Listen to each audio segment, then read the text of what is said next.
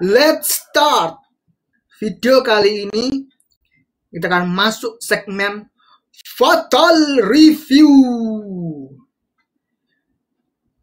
Yang belum tahu, Fatal Review itu adalah kita membahas series yang di dalamnya itu adalah begitu fatalnya, begitu eksekusinya, entah itu konsepnya, entah itu fanservice-nya, entah itu apapun, itu fatal. Ya kita akan mengkritik, kita akan membelak-belakan di sini, di Fatal Review ini. Makanya Fatal Review, kita akan ngomong secara belak-belakan, yaitu sesuai dengan pandangan aku, perspektif aku, sesuai dengan otakku sendiri. Jadi coba dengarkan dengan baik-baik dan pikirkan dengan baik-baik. Apakah ucapanku itu benar atau salah? Itu ini urusan terakhir. Nah itu. Oke, kita kali ini akan membahas yang namanya Kamen Rider Gachard versus Kamen Rider Legend yang lagi menggemparkan dan menghebohkan seluruh dunia. Katanya episode tersebut itu adalah episode yang paling bagus dan paling fanservice. Apakah benar seperti itu? Kita masuk ke Fatal Review. Oke. Kita masuk ke Fatal dari episode ketiga. Ini adalah episode terakhir versusnya. Kedepannya nanti kita akan masuk ke Fatal khusus untuk Kamen Rider Gachard-nya saja. Oke, kita masuk ya. Kita masuk ke Gachard-nya terlebih dahulu. Dari sisi villain-nya. Nah ini. Dari sisi villain-nya, nah aku ada beberapa ada villain yang menurutku tuh kenapa kok bikin pindah ke protagonis? Kenapa aku masuk ke kubunya Hotaru? Kenapa? Nah di sini aku punya pernyataan. Kenapa laki-laki ketika menjadi villain atau antagonis sangat begitu ya seksi terhadap lawan bicaranya, terhadap protagonisnya, dan keren dan gimmicknya tuh keren banget dan punya ciri khasnya sendiri, Akasisnya itu. Dan kenapa itu dihancurkan dengan pindah kubu Supana Korgane dan Hotaru Ichinose yang eksekusinya itu menurut aku tuh masih perlu di-adjust lagi, masih perlu dibenerin lagi, yang kurang greget menjadi lebih intens, lebih greget, lebih intens, lebih oke, lebih gimana. Jadi ketika Takeshi ini pindah ke kubunya Hotaru atau Supana Korogane, itu ada namanya fasenya atau prosesnya. Tidak langsung bisa prosesnya kayak, wah aku takut loh, karena aku takut di Atropos. Ya tau lah sebenarnya Atropos sendiri aja itu dalam kategorikan kurang intimidasi, kurang mencekam, kurang berasa feelnya. Kayak Atropos tuh berasa imut, berasa gimana ya? Ya kurang aja, kaku aja gitu sebagai Atropos yang main anak kecil. Coba aja kalau Atropos itu diganti dengan kayak kalau di series Kamen Rider Revice tuh kayak Aguilera di Kids to Biroba. Coba aja aktornya tuh bukan anak kecil, perempuan, Atropos ini ya kan. Pasti lebih intens, lebih powerful lagi feelnya, lebih mencekam, dan rasa untuk takutannya terhadap Atropos tuh ada. Semakin takut, semakin kau terenyang-nyang dengan Atropos. Dan lagi itu siapa?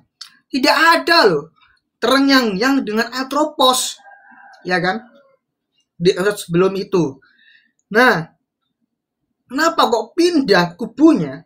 Itu menurutku auranya tuh beda banget, ya kan? Auranya dari Lakeshi itu beda banget, dari yang seksi dan keren dan ciri khasnya Lakeshi itu sendiri menjadi hilang. hilang banget ya kan. Kok bisa hilang ciri khasnya? Nah itu dia.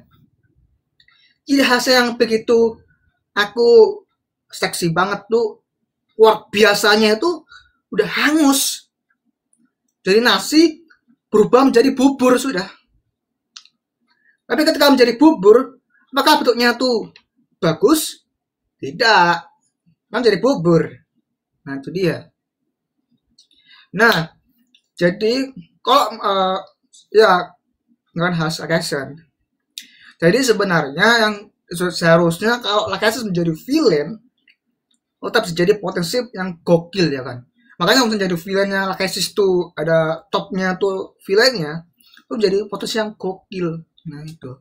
Dan kalau misalnya Lakaisen itu berencana untuk ambil-ambil kayak mengikuti apa namanya, berubah menjadi protagonis, dia berpura-pura menjadi kubunya Seotaro atau Supernal Korgane.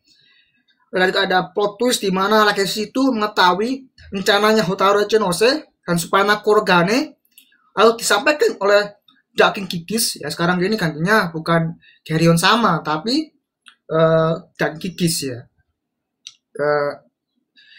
Untuk Dakin Kikis nanti kita sampaikan. Oke. Nah itu ketika Lakaisen itu, maka Lakaisen itu benar-benar kembali ke patennya, kembali ke villainnya. Itu adalah kerennya. Nah itu loh. Ya kalau begini ya nggak bisa melebihi Beroba sedikit itu ya kan. Kenapa kok pindah kubu dan kehilangan ciri khasnya Alkesis itu sih. Nah kenapa kok begitu? Karena pertama masalah directionnya ya kan, direction sutradara, terus penulisnya itu penting banget ya. Dan setiap scene tersebut itu ada beberapa Lakaisen menjadi kubunya Supernal Korgane atau Taro Chons itu ada yang bagus loh, nggak gitu-gitu aja. Kemarin episode 33 itu Lakaisen menjadi favorit kan, versi female-nya kan, itu keren.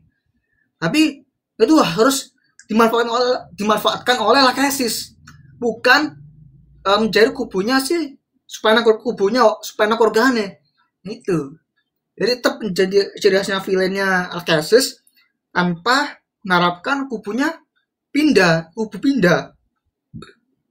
Suara sendawa tanpa mengharapkan pindah kubu itu.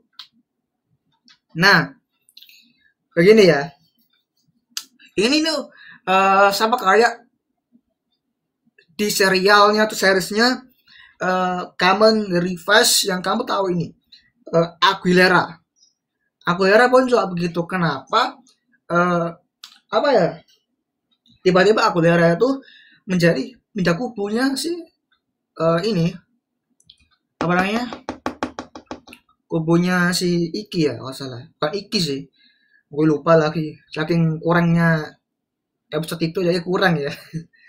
Makanya itu hanya perlu diperhatikan tuh adalah apa, direction, story-nya, plotnya yang begitu super duper simple. Jika dieksekusikan secara lebih lagi, maka menghasilkan yang lebih intens, lebih wah, lebih megah, lebih yang diharapkan tuh lebih keren. Nah itu dia.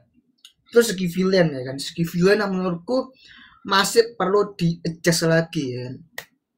Ya untuk masalah Atropos aku tambahkan sedikit. Kenapa kok? Soalnya Atropos itu adalah actingnya masih kurang, directionnya juga masih kurang, jam terbangnya pun dia tuh masih sedikit ya kan, masih tergolong barulah jam terbangnya itu. Dan ketika Atropos, pemerannya Atropos ini apa namanya, terjun ke dunia tokusatsu, maka lo harus apa, belajar acting, belajar mengambil directionnya. Aku baca dari MCU sih. MCU tuh meskipun akhir-akhir ini buruk, tapi ketika dia dialognya tuh repetitif, dia seolah-olah dia sedang merepresentasikan atau mengubah dialog tersebut menjadi lebih fun, lebih intens, lebih wah megah, lebih ada mencekamnya, ada ininya tuh ada situ kan. Jadi dialognya tuh nggak terketipek dengan skripnya. Lalu bisa lo dengan uh, ini apa namanya modifikasi skrip tersebut. Jadi lo nggak harus kayak lo hafalin, lo tiruin, lo nggak modifikasi skrip tersebut. Nah, itu sama aja lo dengan menghafal. Nah, itu doang. Terus masalah ini apa namanya? Ini masih dengan villain ya, Kloto ya. Kloto ini gue yang merasakan ini lebih oke daripada Galactus sama Atropos. Anak Kloto itu dia bimbang mau ke kubunya si Daki Gigis atau Atropos, mengikuti Atropos, atau dia kubunya kubu baik, pindah kubu nih. Harapanku si Kloto ini mending dibuat mati aja, iya. Dan seperti kayak ini apa namanya di spin off-nya Kamen juga tuh Ortega tuh kan, Ortega, Kamen Ortega, dia mati sebentar, lalu hidup kembali di spin off-nya kan tolol itu. Tolol apa sih apa series disebut, makanya itu. Jangan seperti itu lagi. Please ya, tolong matikan karakter Kloto ini dengan emosional yang sempurna, dengan intens yang sempurna, dengan eksekusi yang sempurna, dengan dengan kepastian directionnya harus bagus. Itu adalah harapanku. Kloto dibuat dengan seimersif mungkin, melengkapi villain yang masih kurang actingnya, kurang directionnya, itu harus dilengkapi dengan Kloto ini, dengan laki ini. Makanya kalau mau acting itu memang susah banget. Acting itu kan harus belajar, acting itu harus belajar dari kaku dulu, dari lumayan luas menjadi luas tuh sangat sangat lama banget ya kan, lama banget. Nah itu dia, makanya harus belajar acting kan, harus ini natural lah ya, harus natural. Karena susahnya itu adalah bagaimana kita merepresentasikan acting yang aku itu dibuat natural. Nah itu dia, susah kan. Aku ingat ya, review dari YouTube lain tuh dua biru tuh anak kecilnya itu katanya itu natural ya kan, lebih natural kan, lebih bisa lihat anak kecilnya tuh di kehidupan sehari-hari. Itu loh anak kecil yang aktingnya bagus sekali, itu loh seharusnya dilakukan di series Tokusatsu ini. Kenapa nggak direpresentasi seperti itu? Nah tuh memang ya, Toei emang harus belajar apa namanya mencari acting anak kecil yang apa proporsional lah, proper lah, lebih proper lagi lah ya. Di Jamat Awakening juga masih kaku Jamat Awakening anak kecilnya ya kan. Oke, yang kedua adalah tentang Kamen Rider Legend. Oke, sebentar. Ini menarik ini. Jadi, aku mendengar reviewnya dari YouTube lain itu karena dia masih ketergantungan sama apa teman-teman? Fan service. Ketika kamu menginginkan fan service cepat muncul, kamu nilainya berapa teman-teman? 10/10, ya kan? Itu gue kesel memang, kesel banget gue. Karena pas ada orang yang fan service-nya tuh masih begitu bejibunnya, terus direction-nya terus begitu yang diharapkan tuh tidak kecewa, tapi itu 10/10 kan tolol kan, tolol, TOLOL, tolol ya kan. Itulah, mementingkan fan service adalah hal yang bodoh memang. Jadi udah nggak boleh mementingkan fan service teman-teman. Jadi mementingkan namanya seni, mementingkan acting yang bagus itu seperti apa. Jadi film yang bagus itu bisa mengacak-acak hati, ya kan. Itu kalau ngejen. Terus lagi kemunculan Kamen Rider Legend menjadi Legendary Legend, terus dengan episode sebelumnya di episode 15 atau nggak salah 15 atau 16 gitu ya, kemunculannya Kamen Rider Gacha Daybreak, mana lebih proper?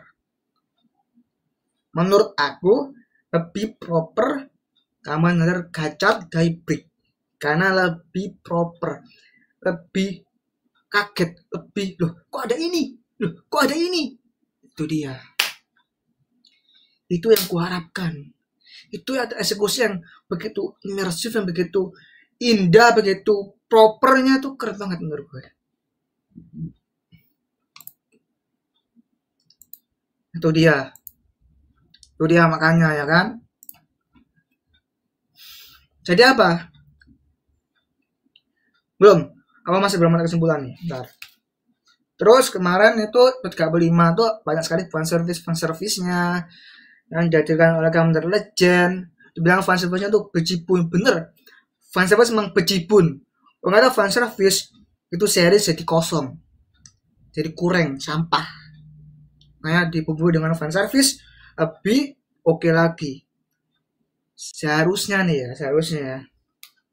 di pikiranku tuh ya, ketika cerita utamanya itu berjalan, cerita utamanya series Kamen Rider berjalan, cerita utamanya tuh berjalan, masukkanlah Kamen Rider Legend, ya masuk ini ya, ada fan service-nya, jadi itu bumbu, bukan cerita utamanya itu pending, bukan. Ini menurutku agak salah, ini memang salah. Kenapa cerita utamanya itu pending? Potong lah. Maksudnya kan dilanjutkan aja. Langsung kemunculan Kamen Rider Legend tuh berkita lebih wow, lebih kaget, lebih intens itu. Dan itu dibubuhi dengan fan service yang begitu melengkapi dengan acting yang kurang itu, begitu gimana itu, makanya itu, ya kan? Itulah, ya kan? Aku sih mengharapkan ya ada Gigan Liner, ada begini. Mungkin Gigan Liner di summer movie-nya Kamen Rider Gacha ya, begitu ya kan?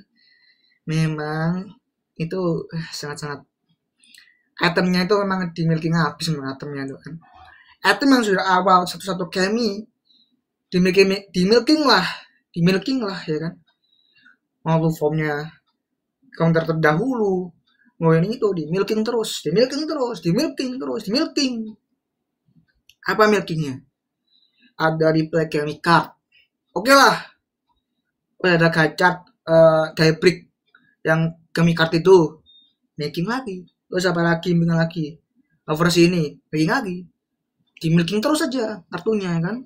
Itulah, padahal kartunya pun nggak proper menurut gue, masih bisa ditekuk, bisa kita rusak kartunya tersebut, dan kami card tersebut bisa kita rusak kan. Beda dengan kartnya versi berubah. Terus secret itu yang itu dari akrilik kan, itu harapan kok buat akrilik itu aja sih yang kurang. Kenapa gak buat akrilik aja, lebih proper, lebih indah aja, lebih gorgeous lah. Nah itu aja sih. Mungkin aku akan bahas Legend di summer movie-nya nanti, lebih dekatnya nanti, karena Legend ya menurutku ya eksekusinya kurang, mediocre lah, bukan kurang, mediocre ya, itulah.